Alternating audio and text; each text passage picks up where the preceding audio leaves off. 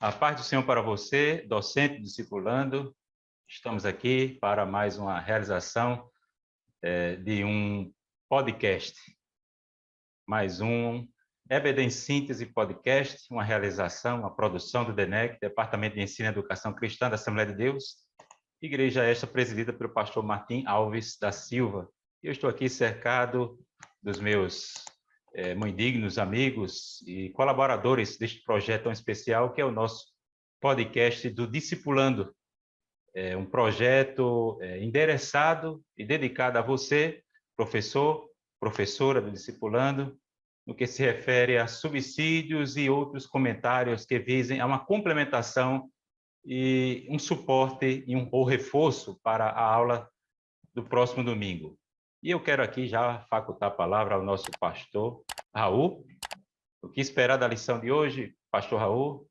Seja bem-vindo à paz do Senhor. Pai do Senhor, meus irmãos, é uma alegria estarmos aqui mais uma vez reunidos, em nome de Jesus, para falarmos sobre um assunto tão importante, que é o novo nascimento. E tenho certeza que será proveitoso para os professores utilizarem como subsídio para elaborar as suas aulas e assim o nome do Senhor ser glorificado. Obrigado, pastor Raul. Meu querido professor Douglas Nilson Moraes, a paz do Senhor. Pai do Senhor, Moeli, pastor Raul, Pai do Senhor a todos que têm nos acompanhado a cada semana nesse podcast endereçado aos professores, alunos do Discipulando, e estamos hoje com a lição falando sobre o novo nascimento, e é por demais importante, queridos, porque o nosso aluno ele já está no terceiro ciclo, ele já tem uma caminhada nessa nova vida em Cristo. Então, o conteúdo que se aborda, que vamos abordar na lição de hoje, de certa forma, vem para fortalecer e também ajudá-lo na compreensão dessa jornada que está começando na vida deles. Obrigado, professor Douglas Nilson. Como já falamos em nossa última gravação, já adentramos o terceiro ciclo do Discipulando, da revista do Discipulando, cuja temática geral é Vivendo as Verdades Bíblicas, ou Vivenciando a Fé Cristã. E quando eu falo fé, aqui eu não quero excluir o aspecto, a dimensão prática da nossa fé, né? Eu não estou aqui simplesmente falando de crença, mas daquilo que cremos, daquilo que vivemos. Então, eu quero aqui propriamente usar o verbo, né? O crer para o cristão. Aquele que o crer cristão significa no seu dia a dia. E é claro que estamos aqui também assumindo um princípio muito importante que diz respeito à interpretação das Escrituras, que é o princípio da clareza das Escrituras. E reitero o que eu falei na última gravação, em relação àquilo que está escrito na segunda carta do apóstolo Pedro, no capítulo 1, versículo 3, que, em outras palavras, você poderá entender da seguinte forma, né? Tudo aquilo que é para que nós venhamos a crer, que venhamos a praticar, tudo aquilo que se aplica à piedade cristã é facilmente ou claramente identificável nas Escrituras. É claro que as Escrituras têm alguns pontos complexos, obscuros em outras passagens, mas aquilo que é essencial, que diz respeito àquilo que a gente deve crer, viver, o nosso temor para com Deus, isso está facilmente identificado na revelação escriturística. E aqui estaremos hoje debruçados sobre o quarto assunto, ou a quarta lição da revista do Discipulando, deste terceiro ciclo, né? Sou nova criatura. Sou nova criatura. O que isso significa? Professor discipulando, isso significa herdar a natureza de Deus. E quando eu falo sobre essa herança, né, o fato de você herdar e experimentar essa nova vida que você recebe de Deus, isso tem implicações radicais para a sua vida e para a vida do discipulando, para a vida do aluno a quem você estará ensinando. Meus caros professores, o que o professor discipulando diante desse tema, né? Sou nova criatura. O que esse tema já inspira em termos já, digamos, de preâmbulo, né? Não propriamente já introduzindo o assunto, mas como é que o professor já poderia se dirigir à classe? Bom, meu amado irmão, chama a atenção já o tema da lição, né?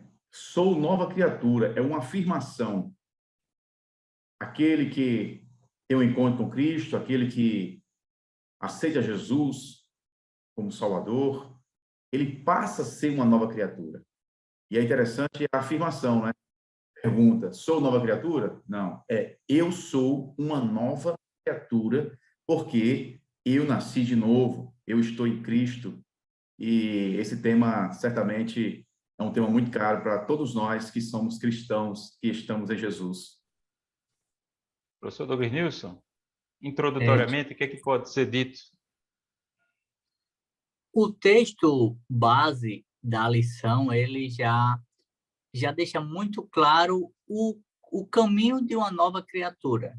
E veja que esse texto, ele é universal, ele é aplicável a qualquer pessoa, independente da sua posição, do seu contexto social, religioso, cultural. É um texto que vai confrontar o homem quanto à sua condição e qual a condição que Deus tem para ele.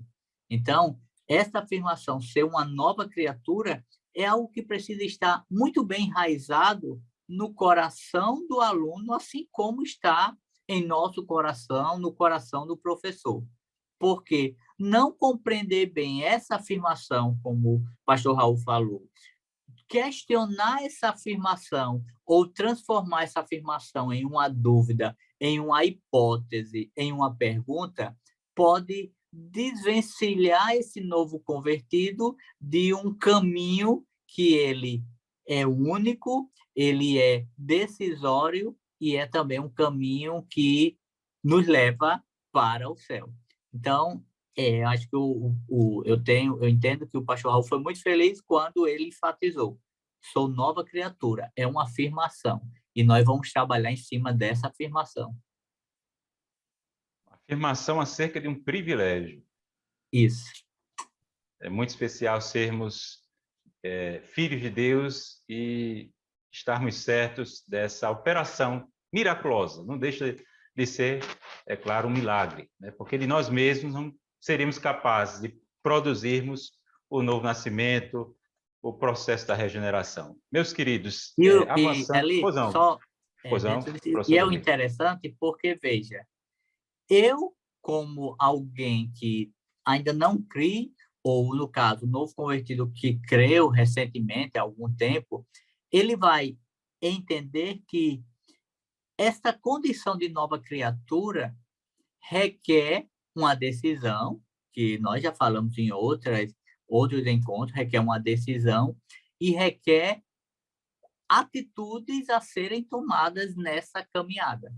Então, esse ser nova criatura é algo que não é uma opção, ou não é como alguém dizer assim, não, eu vou para aquela igreja, mas eu já sou uma nova criatura. Não dá para dizer isso. Ser nova criatura está acima de ir numa igreja.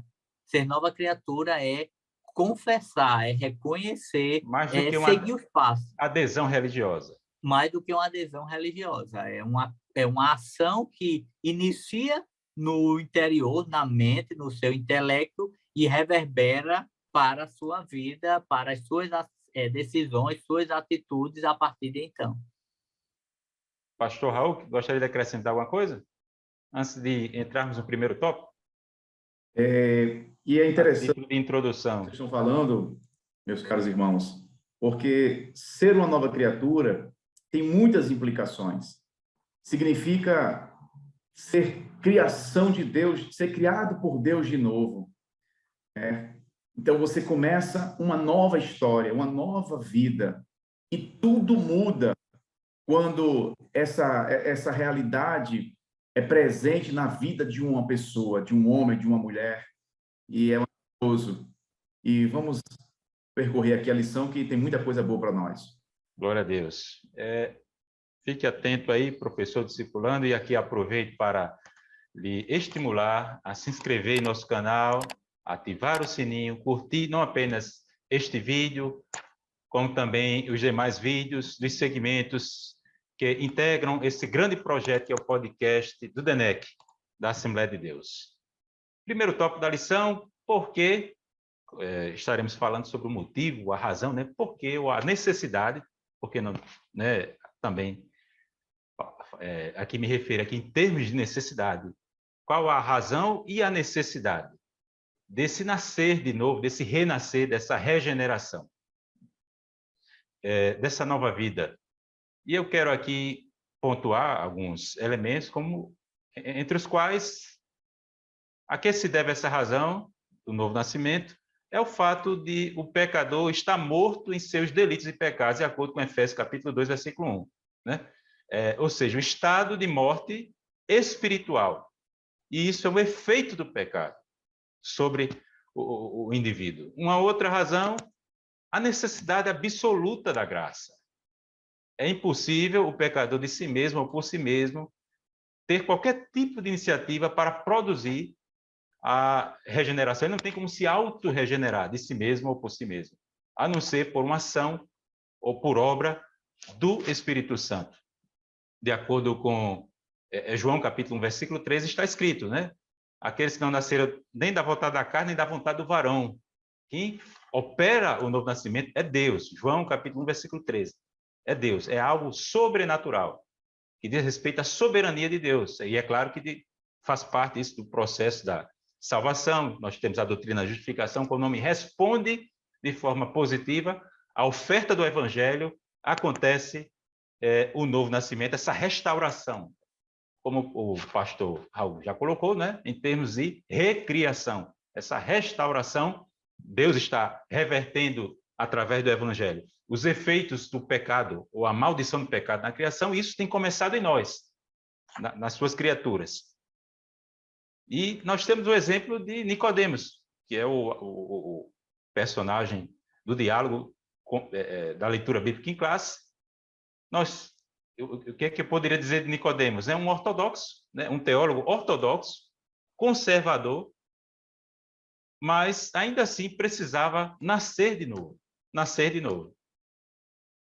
E qual era o problema do segmento ao qual o Nicodemos pertencia, né? Por exemplo, ele tinha feito uma adesão pelo farisaísmo, né? Pelos fariseus, o segmento, o grupo, o partido dos fariseus, um grupo separatista, né? E era um grupo que se julgava justo aos próprios olhos. E isso é muito complicado. Jesus chega e o confronta. É necessário nascer de novo. Pastor Raul ou professor Douglas Nilson, fiquem à vontade. Certo.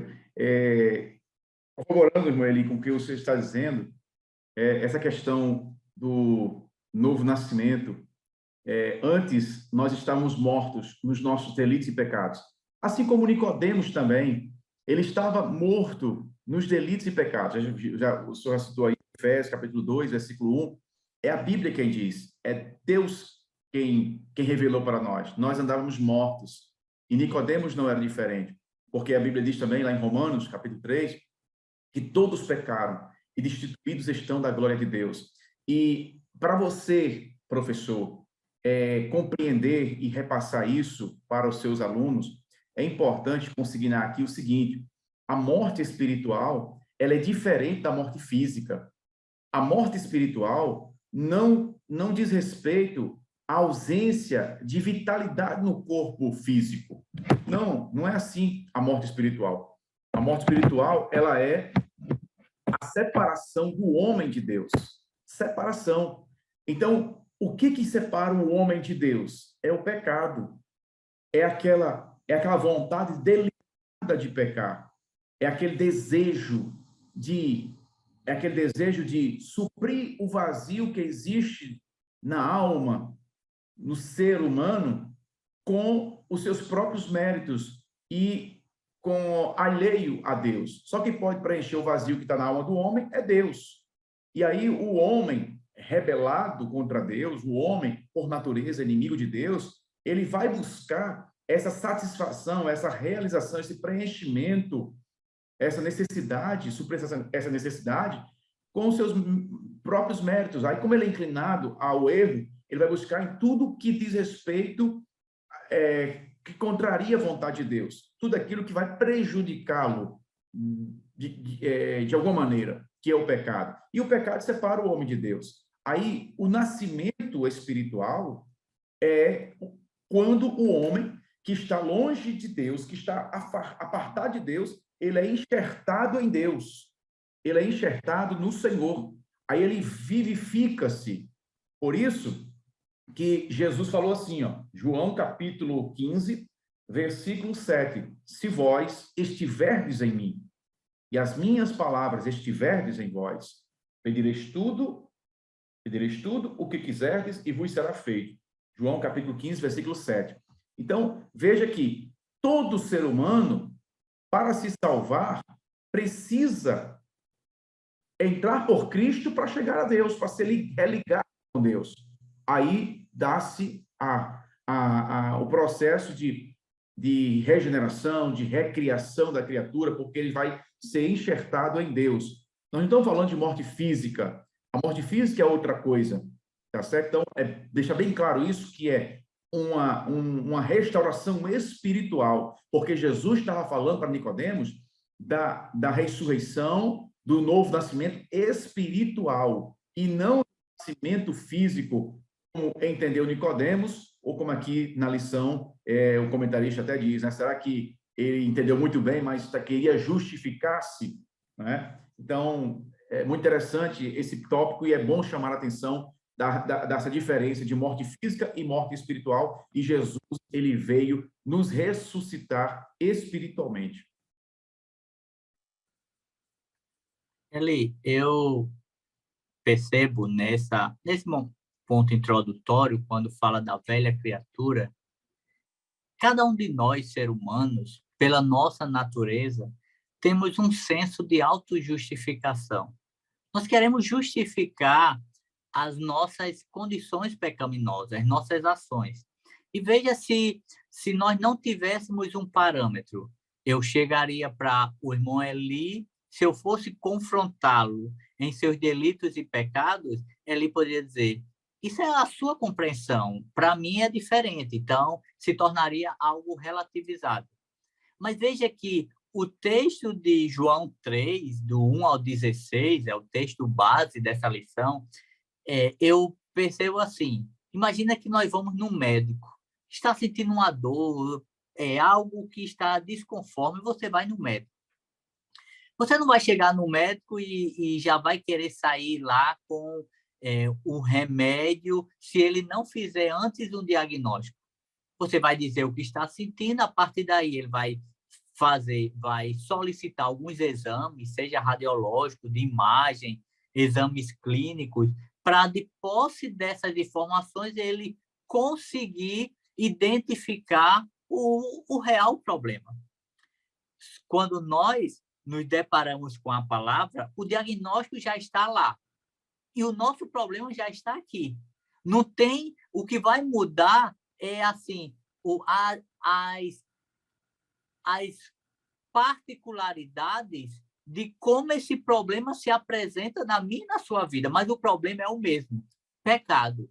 E olhar esse diagnóstico que é tão preciso, é muito mais preciso do que qualquer exame de imagem, qualquer Doppler, qualquer scanner que exista, qualquer tecnologia. Esse exame ele é preciso porque, baseado até em Efésios, no capítulo 2, o Paulo vai dizer, iniciar nos 3 primeiros versículos, como nós éramos, como é a vida de alguém sem Deus, mergulhado em delitos e pecados. Isso independe se você é um bom filho, você é um bom esposo, você é uma boa pessoa da sociedade, um bom profissional. A questão não está nas relações horizontais, é que na relação vertical nós estamos afundados em delitos e pecados. Essa é a nossa velha criatura. E alguma coisa precisa ser feita. Só que essa coisa já foi feita. O médico, ele já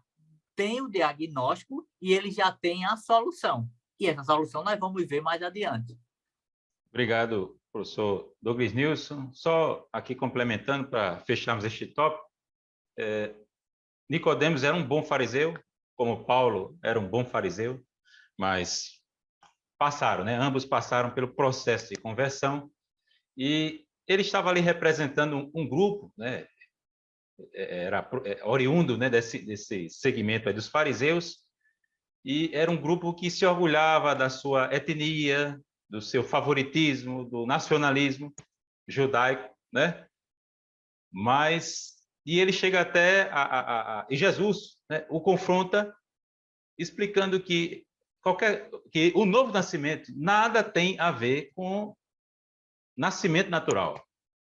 Nada tem a ver com etnia, nem com nacionalismo. É um renascer espiritual. E ele vai dizer que é apenas um nascimento, né? Um novo nascimento. Se você, professor de disciplina, se for conferir a construção na versão original, a interpretação que é possível é em um nascimento, não dois nascimentos, como se fosse um nascimento espiritual dentro de uma certa modalidade ou dentro de uma certa operação e um outro nascimento. Não. Jesus está confrontando nascimento físico com nascimento espiritual, né? Portanto, se trata apenas de um nascimento, aquele ao qual Jesus está apontando como necessário para a vida de Nicodemos. E ele vai falar sobre água e espírito. Só fechando aqui, viu, Douglas? Água e espírito, água é um símbolo para purificação e espírito é um outro, remete ao que? A poder. Então, um poder purificador. Se você for observar depois com mais calma, no capítulo 36 do livro de Ezequiel, no Antigo Testamento, você vai observar uma analogia interessante entre esse pano de fundo por trás desse diálogo de Jesus com Nicodemos. Professor Douglas Nilson? Li, ainda nesse primeiro tópico, quando o escritor vai falar sobre uma natureza que não se sujeita a Deus, poderíamos resumir pelo menos 3 pontos que caracteriza a nossa velha natureza. A primeira é a insubmissão. Todos nós, todo aquele que não se rende à palavra é insubmisso à palavra. Isso é uma característica da velha natureza, não se submeter à palavra de Deus. O segundo aspecto é o egocentrismo, ou seja, quando eu não me rendo à palavra, todo o meu viver está centrado em mim mesmo, nas minhas necessidades, no meu querer. Então, Deus não é o centro da minha vida. E o terceiro aspecto é o individualismo. Se eu não estou submisso à palavra, se Deus não é o centro da minha vida, quem vai conduzir o meu viver? Sou eu. E como eu conduzo esse meu viver? Nas minhas práticas pecaminosas, em uma vida que não vive para glorificar a Deus. Independente do que eu faça ou deixa de fazer, se eu peco menos ou peco mais. Mas o propósito de nós estarmos aqui, eu, Eli, pastor Raul, todos aqueles que nos acompanham através desse podcast, todo ser humano vivo ou os que vão ainda vir à vida, ou os que já viveram, todo ser humano, ele vem a esta terra com um propósito que é glorificar a Deus. E se a minha vida não glorifica a Deus, eu estou ainda agregado à velha natureza.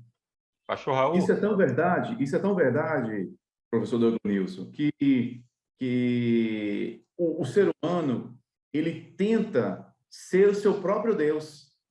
Quando ele se submete a Deus, né, porque, corroborando o que você falou, quando ele não se submete a Deus, ele vai querer ser seu próprio Deus. Ou seja... Uma espécie de maioridade, né?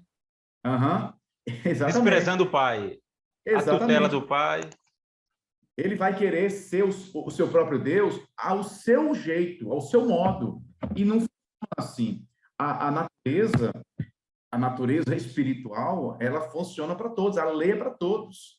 A lei é para todos, independentemente, Deus não faz distinção de pessoa. Então, na hora que o homem ele busca meios alheios a Deus para se salvar, ele está demonstrando com isso a sua rebeldia a Deus, a sua intenção de não se submeter-se à vontade de Deus, a sua arrogância, né, o seu orgulho. Então, realmente, isso que o professor Douglas falou é muito importante.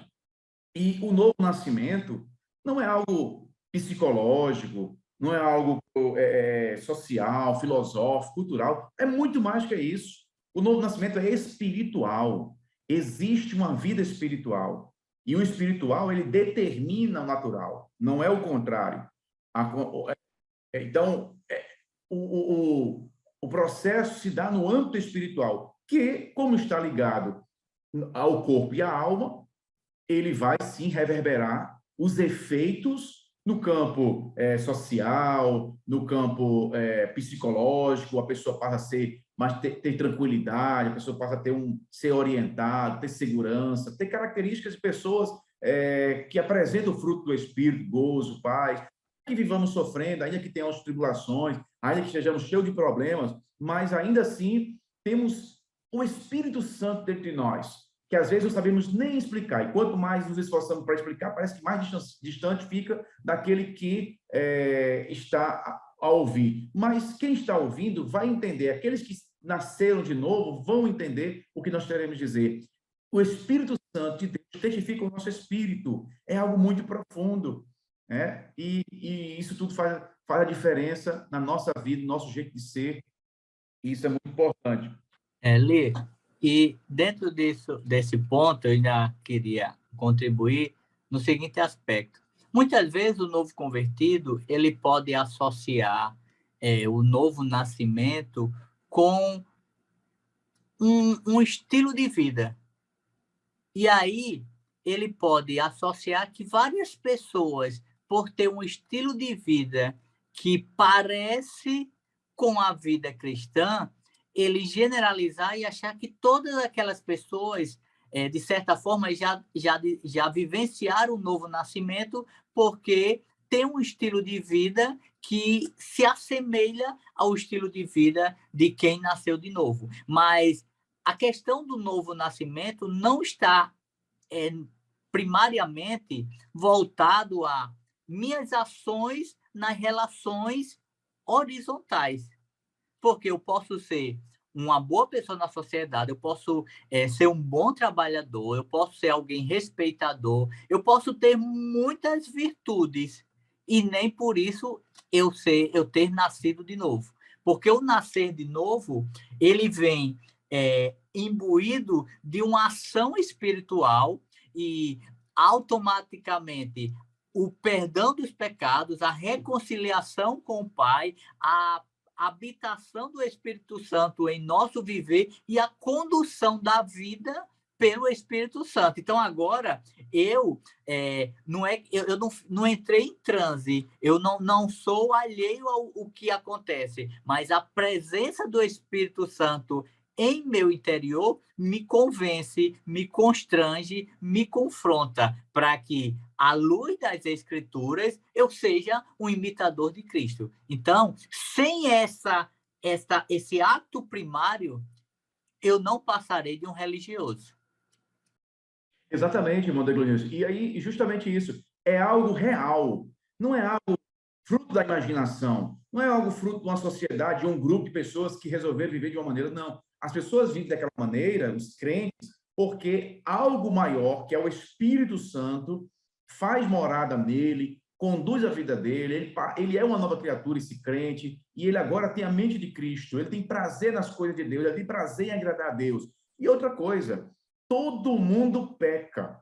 Não tem quem que diga assim, eu vivi desde que eu me entendi de gente, porque Deus não leva em consideração o tempo da inocência, da ignorância, né? Uma criança que não tem consciência do pecado, ainda que pratique pecado, ela não tem consciência. Mas depois que a pessoa se torna consciente, ela peca de um jeito ou de outro, peca sem querer, Peca sem querer, peca querendo e peca sem querer. Então, todo mundo peca. E só quem tem a solução para o pecado é Deus, é Jesus. Só que pode perdoar pecado. Sem o perdão do pecado, o homem está perdido. E aí, uma vez que esse homem aceita Jesus, essa mulher aceita Jesus, ela passa a ser uma nova criatura porque ela é enxertada. Ela não pode se salvar porque ela está devendo, tem uma dívida impagável. Aí ela clama a Deus por meio de Jesus, que Jesus é a solução de Deus para o pecado da humanidade, para o retorno a ele, por isso que ele é o caminho e a vida. Aí o homem entra por Cristo e vai até Deus. Isso não quer dizer que nós, crentes, vamos deixar de pecar. Nós pecamos. Às vezes pecamos querendo acertar, mas pecamos. É pecado do mesmo jeito. Porque a própria Bíblia diz o seguinte, ó, que em 1 João, versículo 8. Se dissermos que não temos pecado, enganamo-nos a nós mesmos e não há verdade em nós. Agora, se confessarmos nossos pecados, ele é fiel e justo para nos perdoar os pecados e nos purificar de toda injustiça. Se dissermos que não pecamos, fazemos-o mentiroso e a sua palavra não está em nós. Aí você pode perguntar assim, mas peraí, como é que pode? Quer dizer que a gente, crente, ainda continua pecando? Infelizmente, pecamos. Infelizmente. Por isso, Jesus nos ensinou, quando fôssemos orarmos assim, Pai, perdoa os nossos pecados, assim como nós perdoamos aqueles que nos têm ofendido. Foi objeto da lição número 4, né? Que nós trabalhamos aqui. Então, qual é o grande segredo, então? Uma pessoa que peca, que está morta espiritualmente, e eu que estou vivo espiritualmente e peco. A diferença é o seguinte, meu amigo. A diferença é que você que é crente, estamos em Cristo. Estamos em Cristo. Pecamos, mas pecamos sem querer, ou pecamos porque não conseguimos lidar com aquela situação. É diferente de uma pessoa que não tem Jesus. A pessoa que não tem Jesus, ela peca, e se alguém for falar para ela assim, olha, isso está errado, isso não funciona, olha, tem cuidado, eu não quero nem saber, e ela sai esbravejando.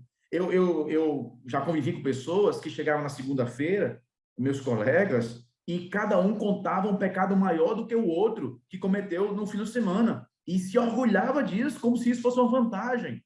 Ora, o pecado mata o homem. É diferente mais de um crente, de uma pessoa que é nascida de novo. Quando ele peca, ele sente tristeza, ele vai orar e ele pede perdão a Deus. Por isso nós estamos em Deus, tá? Porque nós queremos o Senhor. É um ato volitivo, é um ato voluntário e de vontade. Eu quero o Senhor. Eu sei que só o Senhor tem as palavras da vida eterna, como disse o apóstolo Pedro. Só Ele é o caminho, a verdade e a vida. Eu me agarro com Ele. É claro que eu sou falho, mas entenda uma coisa, o fato de nós sermos nova criatura, de nós sermos salvos, não quer dizer que a gente seja perfeito. Nós somos perfeitos, mas estamos num processo de aperfeiçoamento até chegarmos à estatura de varão perfeito, e nosso sonho, nosso objetivo é o céu, e para lá nós vamos, porque Jesus é quem nos garante. Obrigado, pastor Raul. É importante, professor do discipulando, você, professora, também, entender que a justificação precede esse processo da regeneração. No Evangelho de João está escrito, mas a todos quantos o receberam, deu-lhes o poder de serem feitos filhos de Deus, a saber, os que creem no seu nome. Então, primeiramente, você responde à oferta do Evangelho, você responde à graça, a atuação da graça sobre o pecador responde, né? O Evangelho, o pecador ele é exposto ao Evangelho, a graça é infundida, o Espírito Santo atua no coração do pecador, ele responde aceitando a oferta da salvação, se apropriando pela fé. Quando isso acontece, ele em seguida recebe o novo nascimento. E uma outra passagem interessante que reforça essa ideia de que morte espiritual nada tem que ver com aniquilação, né? Ou privação da vida, ou de vitalidade. Nós encontramos a parábola do filho pródigo. O que é que está escrito lá? Este meu filho estava morto e reviveu. Estava perdido e foi achado. Ali não era um cadáver. Era alguém alienado do pai, afastado do pai, exilado do lar, que era a sorte de cada um de nós que estamos aqui outrora falando sobre esse privilégio do novo nascimento. Meus queridos, estamos aqui já adentrando na metade do assunto de hoje, a nova vida, e a verdadeira vida, né? O segundo tópico, a verdadeira vida, professor discipulando, o que significa, em essência, essa verdadeira vida? A vida no sentido estrito da palavra, né? O que significa viver, né? Primeiramente, o novo convertido, recém-converso, que experimenta o novo nascimento, que recebe esse grande privilégio de ser adotado, de fazer parte da família de Deus, ele terá as Escrituras como sua norma para si mesmo, como a norma, como a regra para a sua vida, para a sua prática, para a sua fé. São as Escrituras que regram nosso falar, nosso viver, nosso pensar. E as Escrituras, né, o texto de Paulo na segunda carta a Timóteo, capítulo 3, versículos de 15 a 17, fala largamente sobre isso, né, que a palavra de Deus ela torna um homem perfeito e perfeitamente habilitado para toda boa obra. Então, devemos manter a nossa consciência cativa à palavra de Deus. É assim que você começa a viver como um filho que tem temor para com o pai de todos os pais. O pai de quem provém toda a paternidade, o pai perfeito, que é o nosso Deus, o pai do nosso Senhor Jesus Cristo. Se submeter a Deus através das Escrituras, se submeter a Cristo. Cristo não é apenas Senhor, ele também aliás, ele não é apenas Salvador, ele não vem apenas para te redimir. Uma vez redimido, você também passa a se sujeitar ao senhorio de Cristo. Cada área da sua vida deve ser governada por Jesus. Você não pode afastar o senhorio, ou a onipresença, ou a soberania de Cristo de determinadas esferas ou aspectos da sua vida.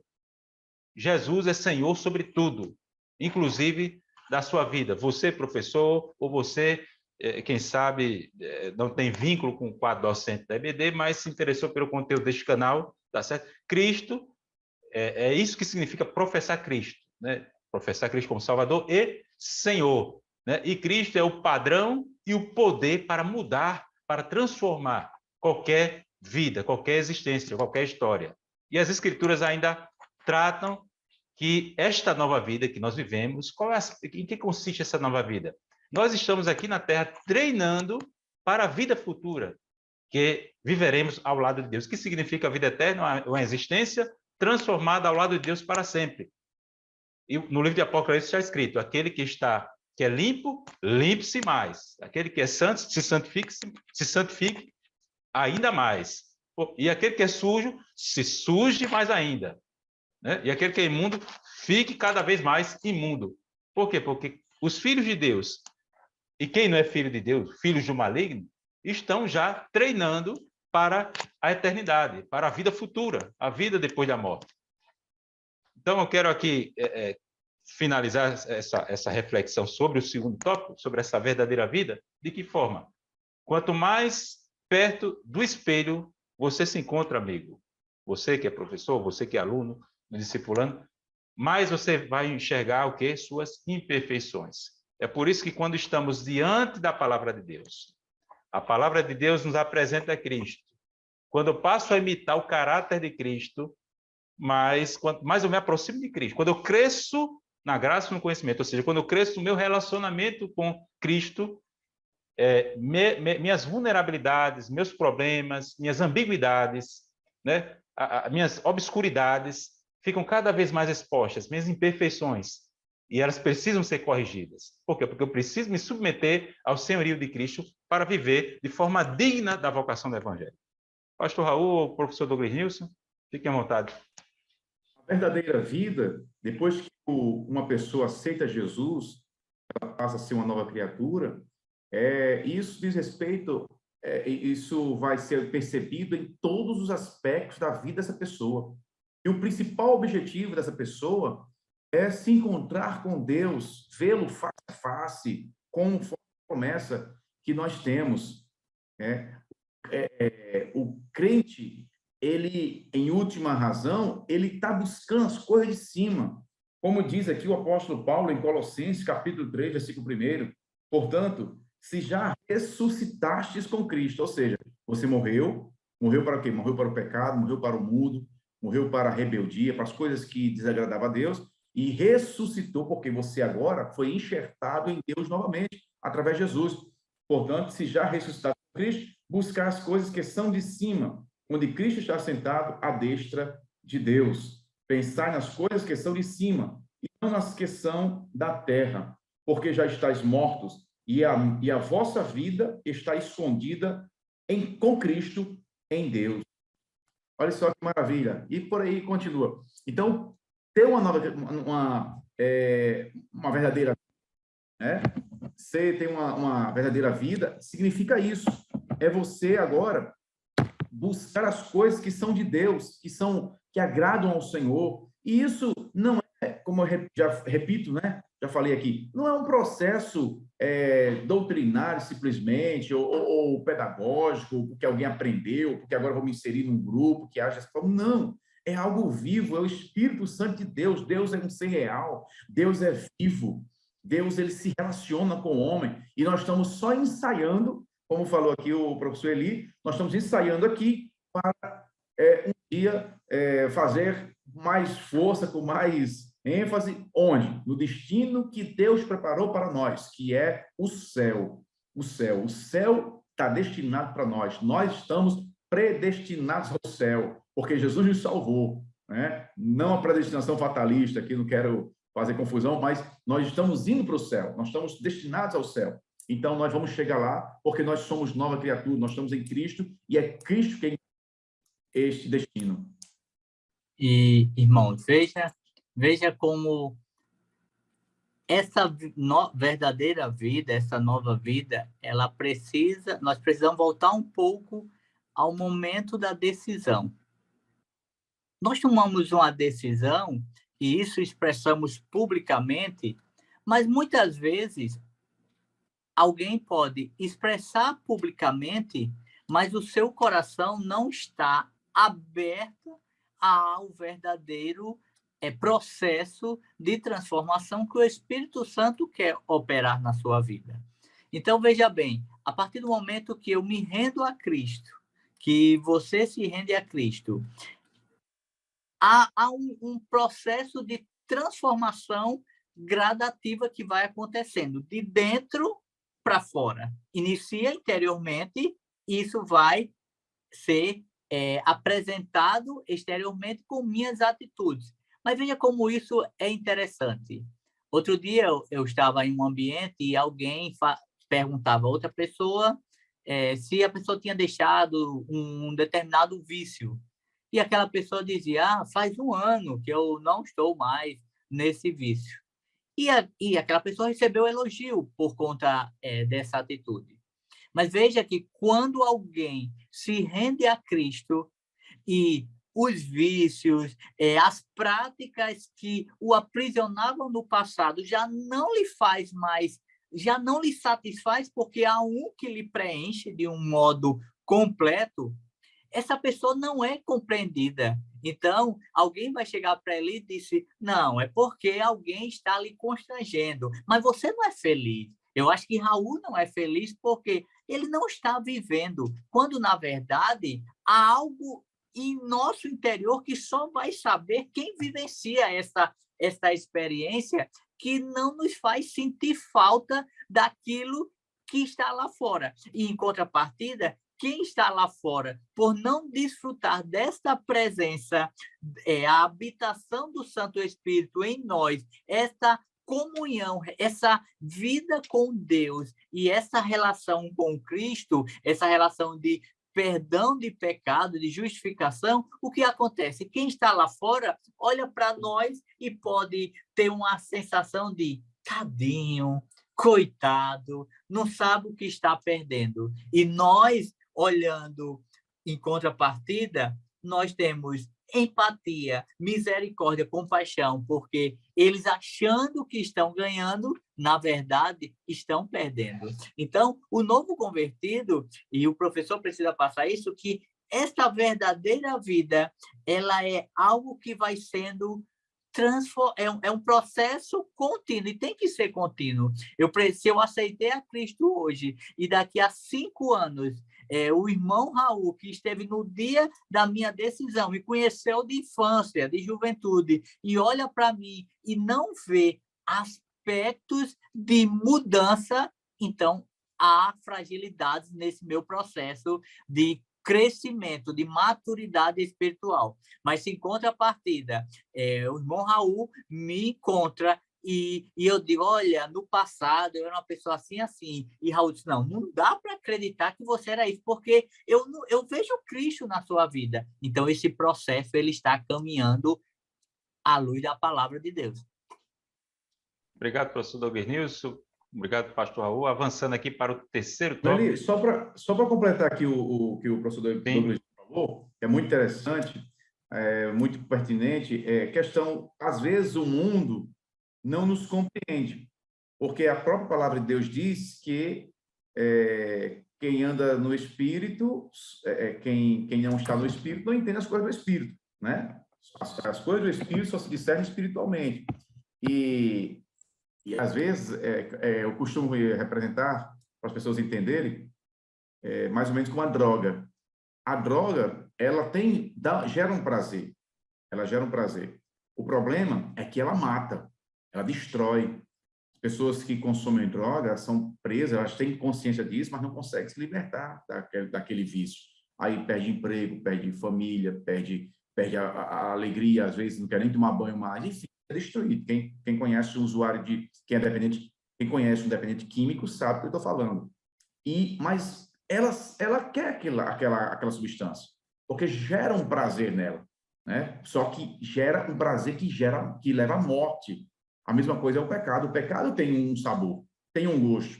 É prazerosa a carne. Todavia vai gerar morte espiritual e morte também física, porque o pecado também gera tem consequências terríveis no corpo.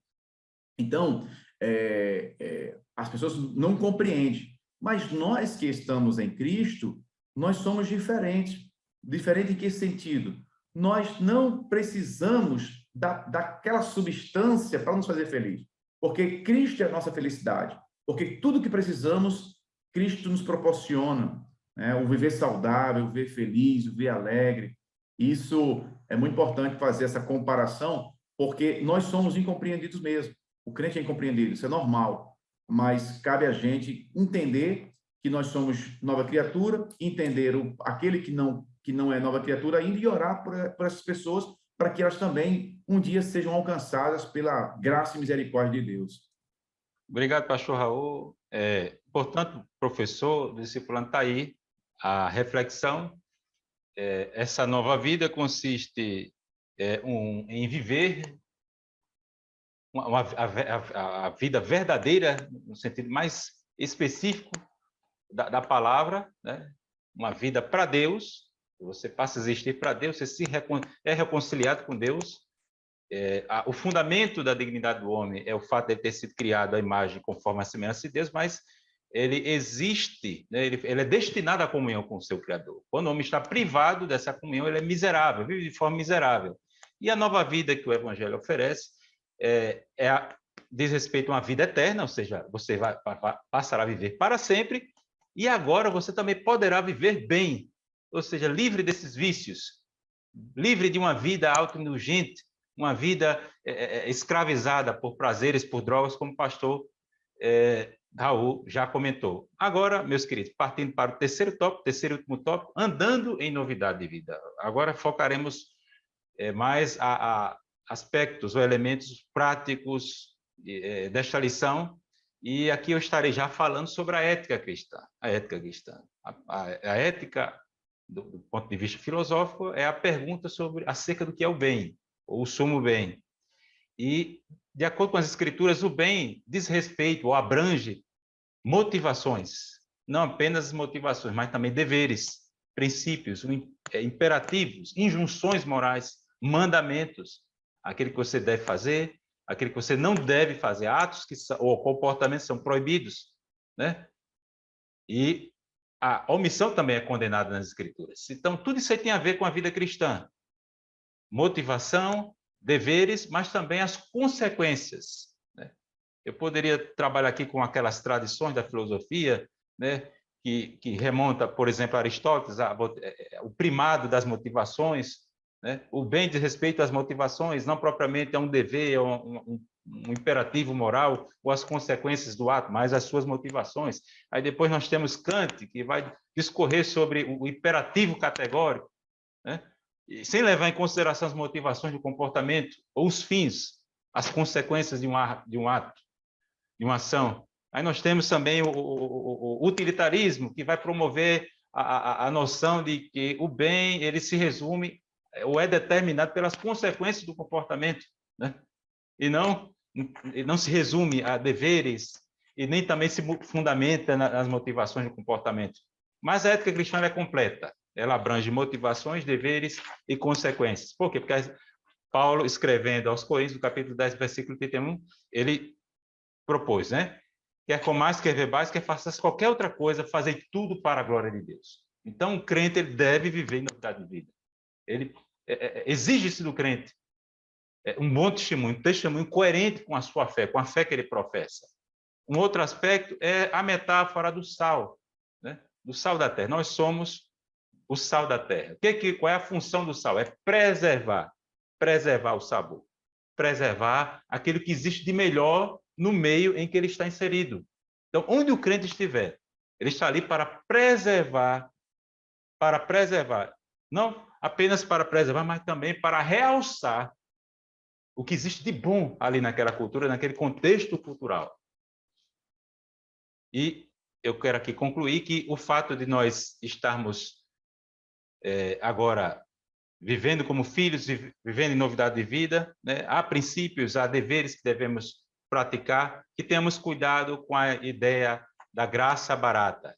Hoje eu sou filho de Deus, vou viver de qualquer jeito. Nós temos falado aqui e compartilhado essas impressões ao longo deste podcast sobre a necessidade de santificação e de uma vida que condizente, né, com os princípios da palavra de Deus. Então, tenhamos cuidado, que o fato, a filiação, a nova filiação, a nossa adoção em Cristo não é incompatível com o antinomismo. A graça é engraçada, eu vou agora viver de qualquer jeito. Não devemos usar da liberdade para darmos ocasião à carne. Temos uma responsabilidade diante de Deus e diante da sociedade. A graça não é barata, como disse Dietrich Bonhoeffer, né? A graça não é barata, a graça é cara. Custou um alto preço, que foi a encarnação do Filho de Deus para vir morrer no meu lugar, cujo sofrimento tem valor expiatório e substitutivo para a minha vida e para a sua vida, professor do Discipulano e meus caros professores, né, o pastor Raul e o professor Douglas News. O que mais poderíamos dizer sobre esse terceiro tópico? Caminhando ou andando em novidade de vida? É interessante, Meli, que Jesus, ao ensinar a Nicodemos, Jesus falou algo que deixou Nicodemos chocado, ao ponto de ele dizer assim, mas Senhor, porque Jesus falou assim, se você não nascer de novo, você não pode entrar no reino de Deus. Nicodemos achou que com a sabedoria dele, o conhecimento dele, as regras, a filosofia de vida, enfim, tudo que ele tinha, as credenciais dele, ele eram suficientes para fazê-lo enxergar e estar no reino de Deus, pertencer ao reino de Deus. E Jesus foi claro, dizendo, olha, se você não nascer de novo, você não pode entrar no reino de Deus. Aí ele não compreende e diz, mas Jesus estava falando, como já colocamos aqui, da questão do nascimento espiritual. Aí Nicodemo não entendeu, aí falou assim, mas como é que pode ser isso? Pode, porventura, um homem, sendo velho, que já tinha uma certa idade, voltar ao ventre da mãe e nascer de novo? Olha que pergunta, né? Aí Jesus falou assim, peraí, já que você não entende das coisas espirituais, eu vou te falar das coisas da terra. Aí Jesus deu uma aula, mas não foi uma aula assim de nível de primeiro grau, de segundo grau, que nós conhecemos hoje, foi de terceiro para quarto grau, foi de doutorado. Ele diz assim, o vento assopra onde quer, ouve a sua voz, não sabe de onde vem nem para onde vai. Jesus falou ali sobre a formação dos ventos, aula profunda em geografia, aula de terceiro grau. E aí, Nicodemo ficou de boca aberta. Aí ele diz assim, peraí, como é que pode ser isso? Aí Jesus falou, olha, tá vendo? Eu baixei o nível do céu para a terra, você é mestre em Israel, você tem o dever de conhecer isso que eu estou falando, porque eu estou falando das coisas da ciência da terra. falando dos ventos. Você não é mestre?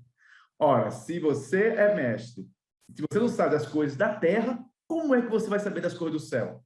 Então, tem que nascer de novo. Então, Jesus mostrou para ele ali que o conhecimento humano que ele tinha não servia para o colocar dentro do reino de Deus. Era necessário nascer da água e do Espírito, ou seja, necessário aceitar Jesus como Salvador, porque é Jesus, é o Espírito Santo de Deus que faz esse processo de reinserção, de reinserir o homem no reino de Deus, de reinserir o homem em Deus. Por isso que agora nós temos a natureza de Deus, a natureza de Cristo está em nós, porque nós estamos nele. E aí uma pessoa que é regenerada, que nasce de novo, ela tem que andar como o apóstolo Paulo falou lá em 2 Coríntios, capítulo 5, versículo 17. Ele fala assim, ó, assim que se alguém está em Cristo, ou seja, nasceu de novo, nova criatura é. As coisas velhas se passaram, eis que tudo se fez novo. Ou seja, as práticas que se realizava no passado ficou para trás, já era. Agora eu ando em novidade de vida. O evangelho, a vida espiritual, como eu falei, ela é algo muito poderoso, muito forte. Não é algo assim da ficção, não é algo assim criado pela mente humana, não. É algo que vem de Deus. E isso irradia para todas as nossas ações. E aí, então, nós passamos a andar em novidade de vida. Andamos praticando as boas obras. Porque está escrito também lá em Efésios, capítulo 2, versículo 8, salvo engano, fala assim, pela graça sois salvos, por meio da fé. E isso não vem de vós, é dom de Deus. Esse versículo 8. Versículo 9, né? Aliás, versículo 9 diz assim, não vem das obras para que ninguém se glorie. Aí, o versículo 10, deixa eu procurar aqui, o versículo 10 fala assim, porque somos feituras suas, ou seja, somos feitura de Deus, criados em Cristo Jesus para as boas obras, as quais Deus preparou essas boas obras para que a gente ande nela. Ou seja, o crente quem nasce de novo, né? Como o professor Douglas falou, às vezes a pessoa aceita Jesus, ali, aceita Jesus com a mão, mas ela ali foi um ato, mas ela não quer Jesus, na realidade. Ela foi por alguma razão, mas não abriu o coração. De fato, ela não aceitou Jesus. A gente vê ali exteriormente, mas isso é um processo interior, né? E se a pessoa realmente aceita Jesus, ela vai andar em novidade de vida. Ela vai andar agora nas boas obras, porque Deus fez as boas obras para que a gente ande nelas. Não são as boas obras que nos salvam, mas quem é salvo anda realizando boas obras. E boas obras é contrário à prática do pecado, à prática daquilo que obras mortas. Eli, certa vez eu estive em uma profissional da nutrição e ela dizia o seguinte, que eu costumava, após o almoço, tomar um pouco de café. E aí ela dizia que o café, se eu me alimentar de feijão, então o café ele acaba inibindo a ação do ferro existente. Então, em outras palavras, eu precisava eliminar o café nesse momento para que a minha alimentação ela não seja prejudicada no processo natural de alimentação. E aí, quando nós nascemos de novo, há algumas coisas que não dá para caminhar juntas, porque uma pode inibir a atuação do outro. E é o que Colossenses vai falar, né? Nós precisamos, primeiramente, nessa nova vida, tirar a roupa velha. Só que essa tirar de roupa velha não é algo que eu chego para Raul e digo, tire.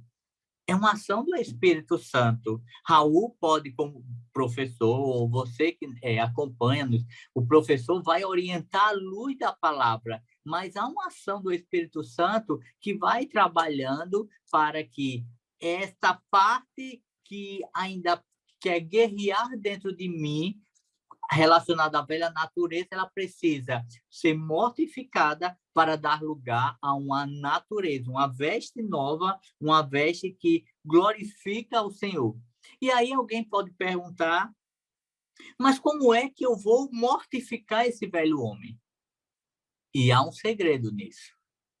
E esse segredo não está relacionado ao fato de eu estar sempre presente nos trabalhos da igreja. Eu ser um aluno assíduo da escola dominical é muito importante. Eu ser frequentador dos cultos indispensáveis, culto de doutrina, participar das ações da vida congregacional é muito importante. Mas eu preciso ter uma vida devocional, uma vida a sós com Deus. Eu preciso ser ensinado, eu preciso, como professor, ensinar e motivar esse novo convertido a uma vida devocional. Porque, do contrário, essa ação transformadora ela pode ser retardada. E aquilo que Paulo fala em uma das cartas, olha, vocês já eram para estar se alimentando em outro patamar, mas vocês ainda estão no leite. O que é isso? É alguém que está tendo um processo de maturidade retardada. E muitas vezes o nosso novo convertido, o irmão o crente, por melhor das intenções, ele precisa ter uma ação de casa, uma ação pessoal, individualizada. Leitura da palavra, oração por si, pela sua vida, para que o Senhor, o Espírito Santo, trabalhe em seu interior, lhe ajude nesse processo de purificação, para aí sim, na vida, isso ser expresso, ser refletido no dia a dia, e cada vez mais e mais e mais. Então, essa em uma palavra final, esse é o grande segredo de mortificar o homem. Não é os muitos livros que você vai ler. Há muitos livros cristãos que falam, existe um livro do John Owen, que é a mortificação do pecado. Acho que o professor Eli conhece. A tentação e a mortificação do pecado. É um clássico, é um livro bem antigo, e ele vai falar sobre isso. Mas eu posso ler aquele livro, você pode ler tantos outros livros, mas o que vai...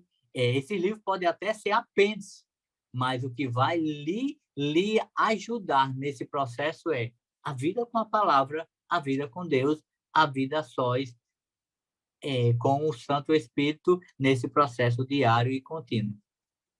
É isso. Obrigado, meus queridos. Estamos aqui já caminhando para a conclusão desta gravação e eu quero já perfilar aqui minhas palavras finais, dizendo para você, professor do discipulando, professora, deixe claro que boa intenção para com Deus não basta.